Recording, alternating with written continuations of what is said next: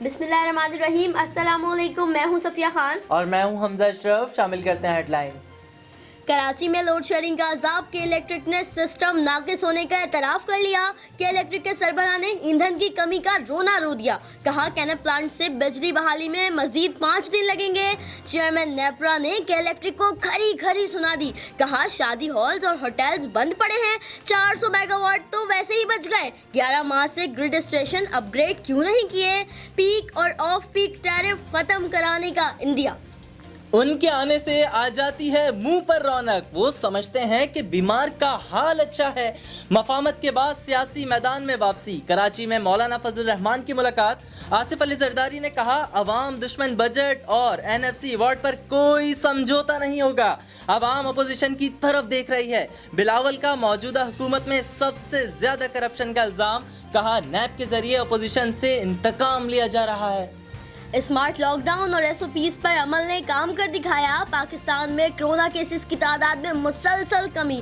National command and operation centre کے مطابق 1,49,000 افراد صحتیاب. ایکٹیو کیسز 90,000 سے کم. 24 گھنٹوں کے دوران 23,000 ٹیسٹ کیے گئے. 2,751 مثبت آئے. 75 نئی ہلاکتوں کے سبب تعداد 5,000 ہو گئی.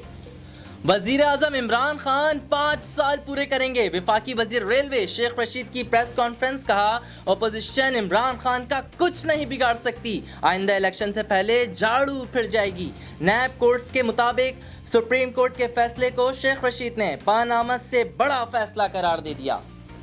غیر ذمہ دارانہ بات پر ہمارا منہ بھی کھل جائے گا. سعید غنی کا DG رینجرز کو پیغام. کہا مجھ سمیت پیپلز پارٹی کے رہنما عزیر بلوچ کی دعوت پر نہیں MPS کی دعوت پر گئے تھے. جعلی رہنما کی PTI پر بھی تنقید. بولے علی زیدی, عمران اسماعیل اور عارف الوی نے امن کمیٹی سے ملاقاتیں کی. ذوالفقار مرزا کو وزیر داخلہ بنانے کا خمیازہ بھگتنا پڑا. ان کی 1 انچ کی زمین نہیں تھی.